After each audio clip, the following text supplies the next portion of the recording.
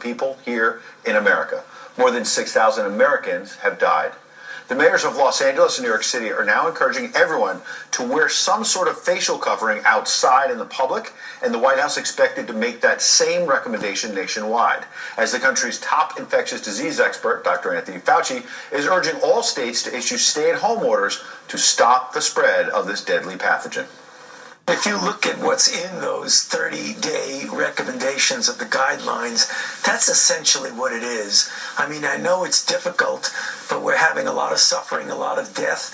This is inconvenient from an economic and a personal standpoint, but we just have to do it. That is our major weapon against this virus right now. Yeah. We don't have a vaccine that's deployable. This is the only thing we have, and we can get through it. Meanwhile, first responders have arrived in New York City from all over the country to tackle the unprecedented amount of 911 phone calls in the city. Fox team coverage for you this morning. John Roberts has more on the White House response, but we begin with David Lee Miller. He is live in New York City for us this morning. Hey, David Lee. Sandra, it seems that each day here in New York is worse than the last, and today is no exception. Statewide, the number of people infected with the coronavirus is now approaching 100,000. Just a short time ago, here at Mount Sinai Hospital on New York's East Side, nurses and other healthcare workers held a rally. They say that each day they put their lives at risk because they simply do not have the necessary supplies and staffing. Listen. I don't want to be your body bag. I want you to take this seriously. I want you to give us the equipment we need to provide safe quality care for our patients. Statewide, here in New York, 2,468 people have died because of the coronavirus. Another nurse talked about the spike in intubations. You know, this is something that's really concerning and really scary to a lot of frontline healthcare workers here in the city, around the country, and around the world. And prior to the rally taking place, the nurses said Mount Sinai made some concessions to some of their demands about improving equipment, staffing, and testing, but they say it's too little, too late. Meanwhile, Mayor de Blasio is urging all New Yorkers to wear a scarf, bandana, or some type of homemade mask on their face while outside. He told residents not to use surgical masks because that would worsen the shortage of PPE. And the White House has now changed its position on the Javits Convention Center, which has been transformed into a 2,500-bed temporary hospital. It had been said that coronavirus patients would not be treated there. Now, at the request of New York Governor Andrew Cuomo, coronavirus patients will be treated at the Javits Center. And lastly, Patriots owner Robert Kraft's private plane has returned from China. On board, some very badly needed masks.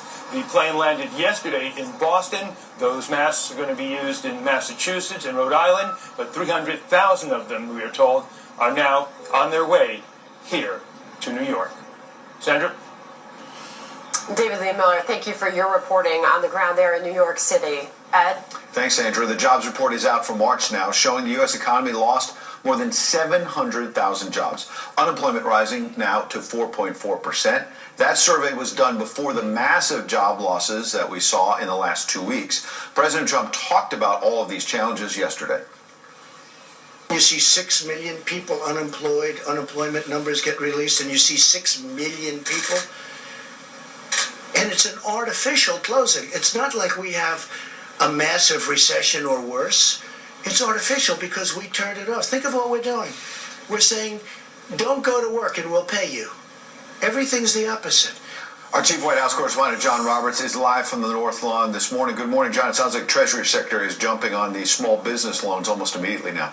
Yeah, they're getting that going. In fact, the Treasury Secretary is saying that they have processed so far some 7,000 loans And they've got that ramped up today, and they're going to keep that going. You know, it's another staggering number, this unemployment number, or jobs loss number for the White House to absorb. A shocker, but again, no surprise. Let's just put those numbers up for you again. 701,000 jobs lost, 4.4% unemployment rate. Next month, that number is going to increase dramatically. It follows on 6.6 million uninsurance employment claims yesterday. You know, there was no way that this was not going to be bad, but the White House is counting on that Phase 3 rescue bill to keep the economy afloat. I just want to make a correction, too. It's 700 loan applications for small businesses have come in so far, but that will increase dramatically.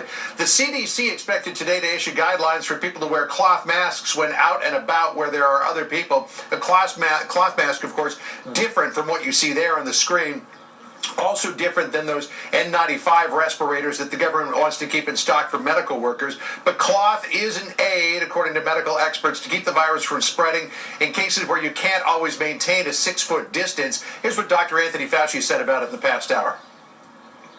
Because of that, and because of some recent information that the virus can actually be spread even when people just speak as opposed to coughing and sneezing, the better part of valor is that when you're out and you can't maintain that 6-foot distance, to wear some sort of facial covering. Now, on the issue of those N95 respirators, the president is upset with 3M. There you see the vice president. He went out to 3M in Minnesota a couple of weeks ago to assure a supply of masks for American first responders. Now, according to the White House, 3M not living up to its commitment. So the president is issuing an order under the Defense Production Act against 3M. The president tweeting, quote, "We hit 3M hard today after seeing what they were doing with their masks. P-Act," that's the Production Act, all the way.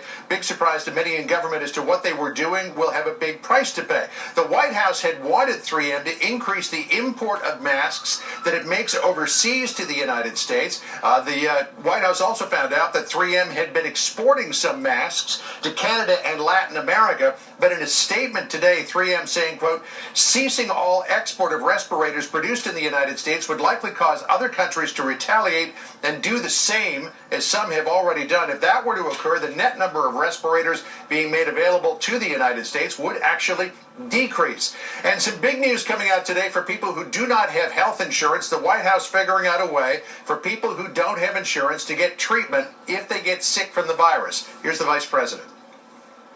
The White House Coronavirus Task Force is working on a proposal for the president to use some of the $100 billion that we're making available to hospitals to compensate the hospitals directly for any coronavirus treatment that they provide to uninsured Americans.